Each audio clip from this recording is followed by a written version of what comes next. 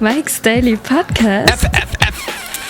Episode 1107. Hello, it's Mike Matthews. Look at that. On June the 7th. It's Mike Matthews broadcasting from Cafe Anyway, located somewhere in Podcastro Valleyton. Today, Benita, the Disgruntled Fiddle Player, the Brewmaster, and another brand new segment to bring you. We're bringing you lots of brand new Mike's Daily Podcast segments this week. This one is called Jarelnime. Yes, we'll find out why. Mike's Daily Podcast. And there are people that haven't gotten onto your television set. No, they have not gotten popular on TV yet, even though they are celebrities on the internet.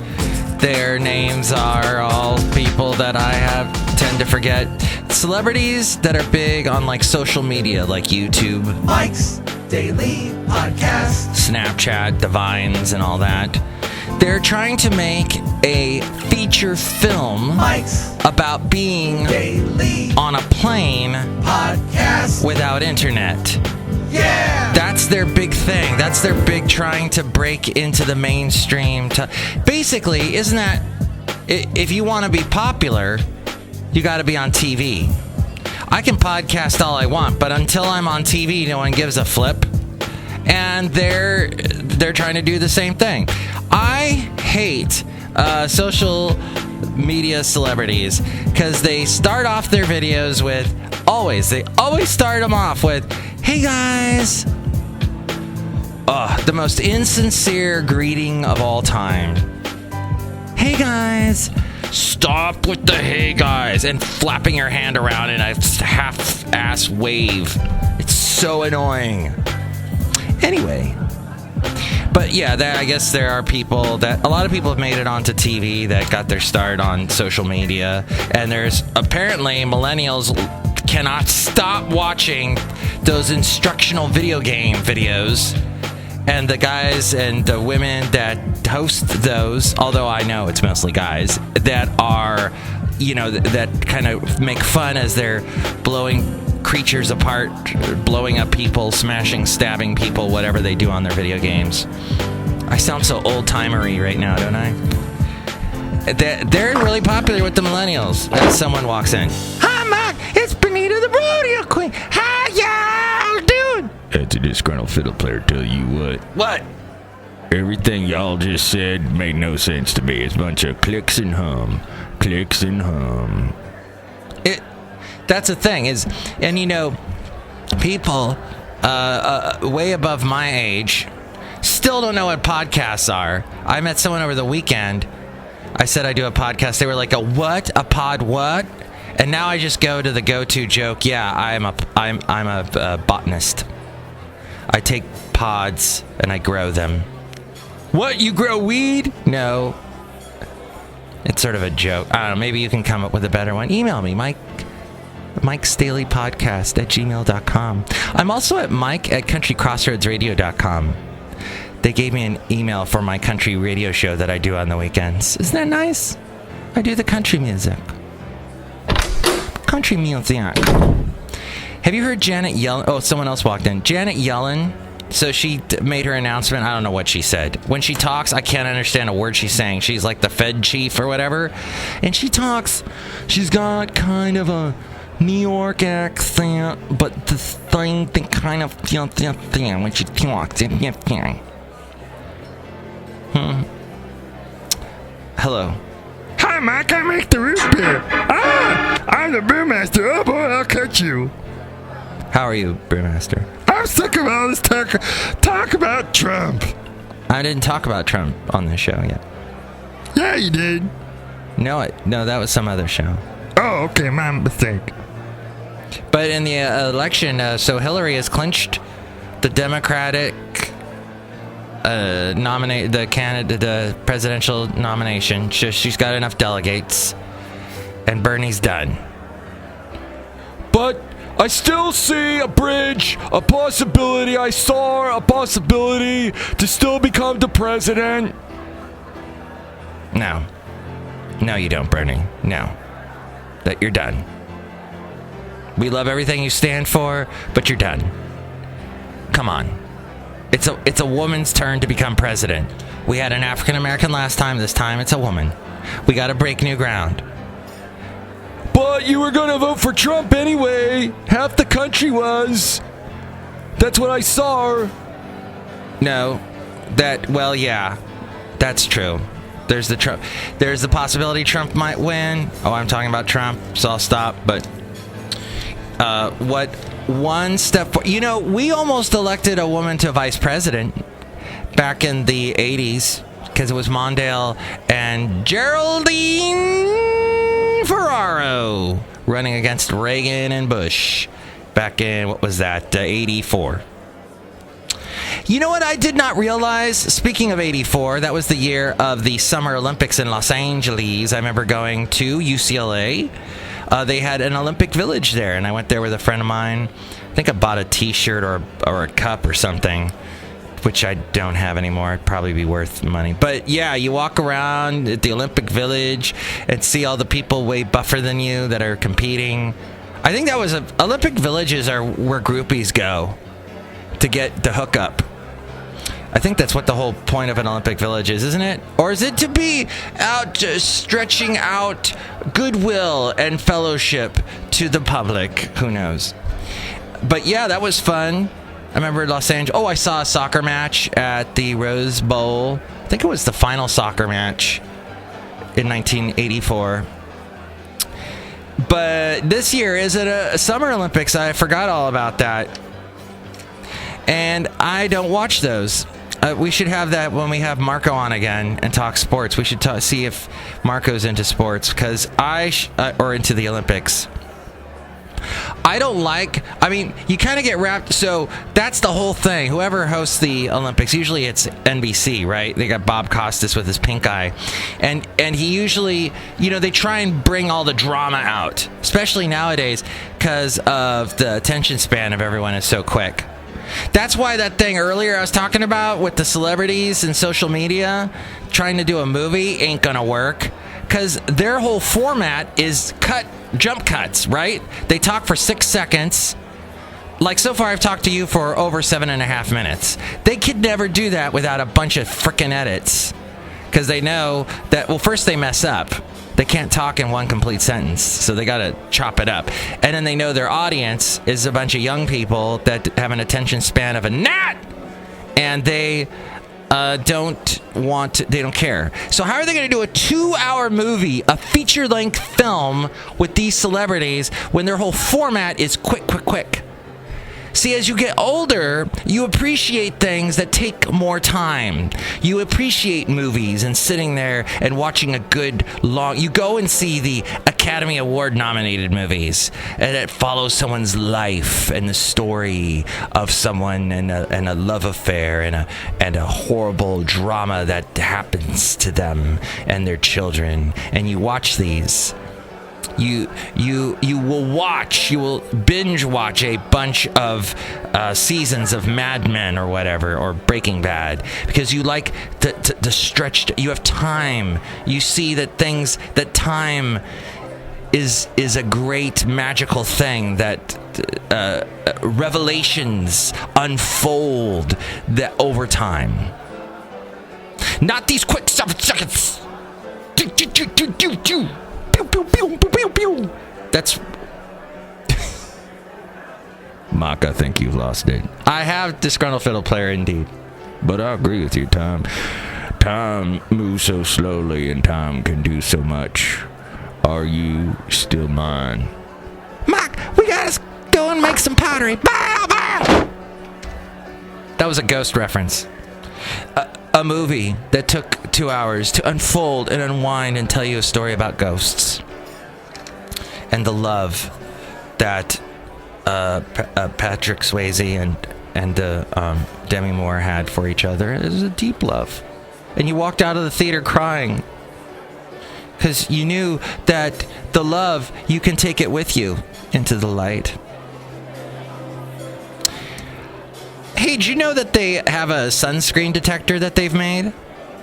So let's say you put on sunscreen and you're laying out in the sun in the summertime, and you don't know, maybe you need some more sunscreen.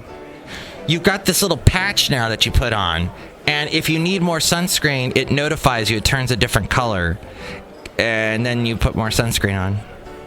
But Mike, wouldn't you just know by the... No, you don't know.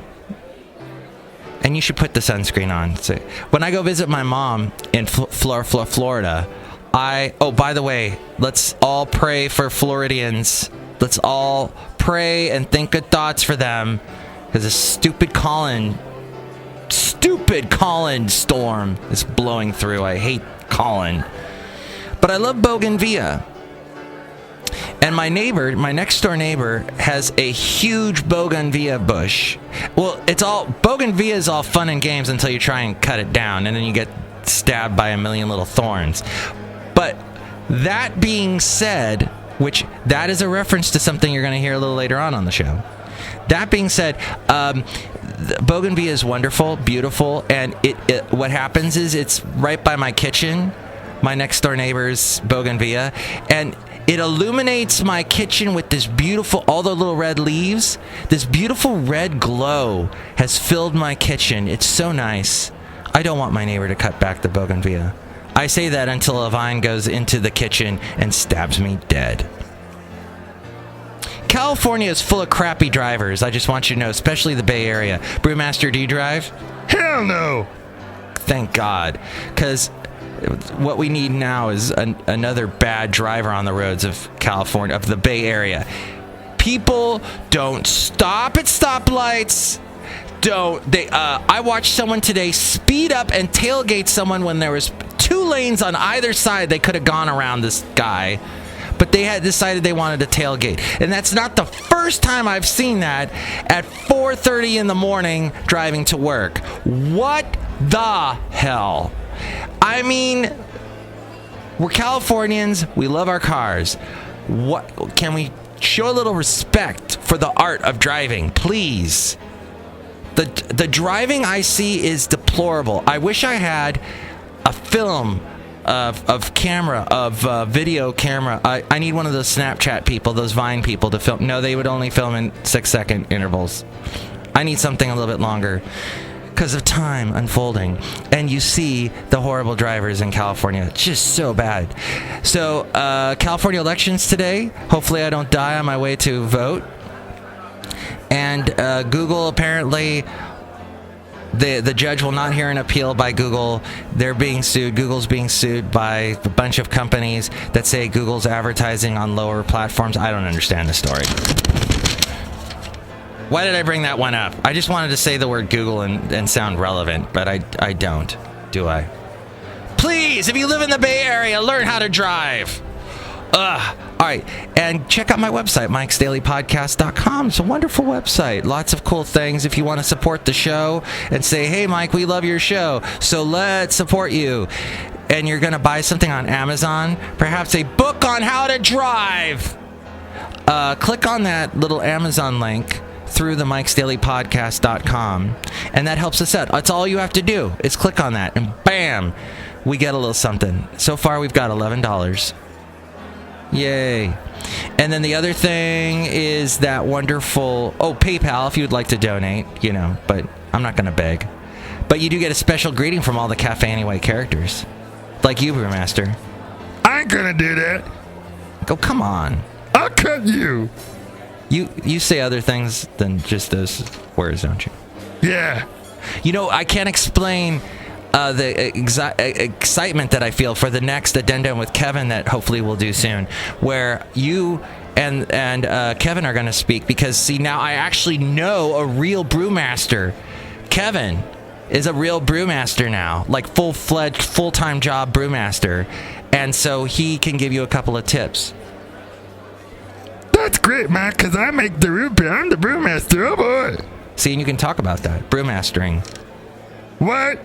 I think check all that out. Mike's. You can see a picture of the Brewmaster too, and all the Cafe Anyway characters. They're there at mikesdailypodcast.com, and past interviews that I've done with all kinds of up-and-coming bands and big-name celebrities, primarily country artists from like the 90s that I talked to back in the 90s. That's in the cassette cubbyhole section. All kinds of fun stuff. mikesdailypodcast.com. Now, a new segment called Jarelnime.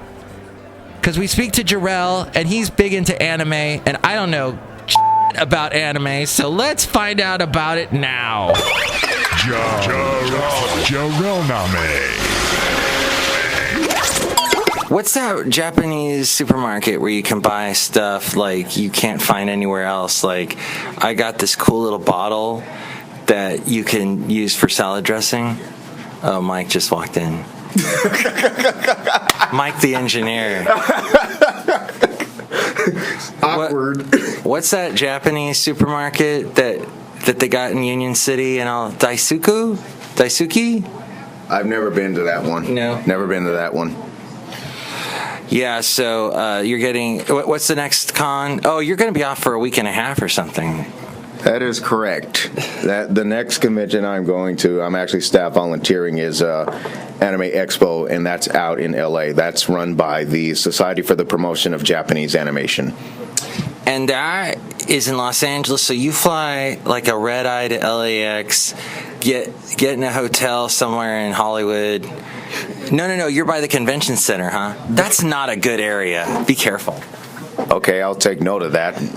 I usually get to my hotel, which is walking distance from the convention center, in less than 5 minutes. So, honestly, I don't know where it is. So it's on South. The convention center is on South Figueroa Street, which is near Hope Street, and my particular hotel is on South Flower Street. So it's not far. So what will your day be like? You'll get up, you'll go and start setting up the sound equipment. Anime Expo is a little bit different. The equipment vendor actually installs the equipment, especially for the room that I'm more likely going to be assigned to, which is the Petri Hall. And in that Petri Hall, like the Petri dish? I guess. I mean, it was named after someone, but it's a big room, seats about maybe 22,000 to 2,400 people, and I operate the sound system in that particular room. Ah, okay. And who will be talking? Different industries. It's basically a panel room, so they have different panels for different folks. Folks from Funimation are more than likely going to be there. They come every year. Aniplex USA, they oftentimes come through with whatever new features come about. Will Ben Affleck be there to talk about Batman? I don't know. They're still finalizing all who's going to be there. So for more information, it's best to go to Anime Expo's website and check out who's going to be there. How did you get involved with this? It started, as a matter of fact, a former coworker here at the station I work at. He actually told me about a few of the conventions. So the first one was Fanime he told me about. So I attended back in 2011 at Fanime, and then looked at everything and it's like, wow, I could really get involved with this. So then the next year I decided to consider staffing. So that's when I applied to staff in the Department of Tech, which handles all of the audiovisual equipment throughout the convention. But then when Anime Expo came about, I actually stumbled across that, put in my application and resume, and the funny story behind that is, because that was back in 2013 was the first time I staffed. The funny story behind that is when I first applied, I actually the staffing recruiting was actually closed. And then about maybe somewhere around February, I got a call from the division the assistant division manager asking if I was still interested. And one of the words out of his mouth was, "How come nobody contacted you sooner? Just look at this resume." I'm like, I don't know what to tell you on that one, sir. So what I want to do is go to one of these conventions and not know what the hell's going on, because I don't watch anime. I think the last anime, we mentioned Robotech last time. There's the, what is that? The Pokemon thing. Is that still big with the little, whatever? Yeah, I'd say Pokemon is still fairly big. I haven't watched it in a long time, ever since, probably when I stopped watching it was Advanced Challenge. What? There are all types of different seasons. There was Pokemon, the Orange Islands, Pokemon Master Quest, Pokemon Advanced Challenge, and then there's more likely some seasons after that. But I pretty much stopped after Advanced Challenge. I don't even know what is a Pokemon. What is it supposed to be about, the show? Pokemon is basically, it stands for Pocket Monsters. So in essence, there are different types of animals that have special abilities, and for some odd reason, they can understand English, but they cannot speak English, except for one in particular who goes by the name Meowth, that's with Team Rocket. For some odd reason, that's the only animal that can actually, an animal monster in a way that can actually speak English. But one of the most common, the Pokemon who is also with the main protagonist of the show, Ash Ketchum, his main Pokemon is Pikachu, which he's I've heard of that one. Yeah, Pikachu is an electric type Pokemon, to which, I would say under nominal circumstances, if a monster like that actually was actually alive, and well, you would probably be dead before you even realize you got shocked. Pikachu, I pick you. Is that something? That phrase? The phrase in particular is Pikachu, I choose you. Oh, okay. But why do they say that? I suppose that's just the preference of the particular character based on the script. Oh. Well, Mike, the engineer that was in here, has left. So I don't know. He seems to be on some kind of a search, but a lot of interesting things going on. Your advice to aspiring anime convention goers? I would say the biggest thing is, if you're going to attend, bring friends, because you want somebody to be able to hang out with and share the experience with. Furthermore, you want to make sure that you stay hydrated, because most of these events, especially the biggest events, Fanime and Anime Expo, they're in the summertime. FanimeCon convenes on Memorial Day weekend each year. Anime Expo convenes on Independence Day weekend. So you want to make sure that you remain hydrated, and also you want to make sure that you get a good balanced meal, because you're going to be on your feet a lot going from attraction to attraction.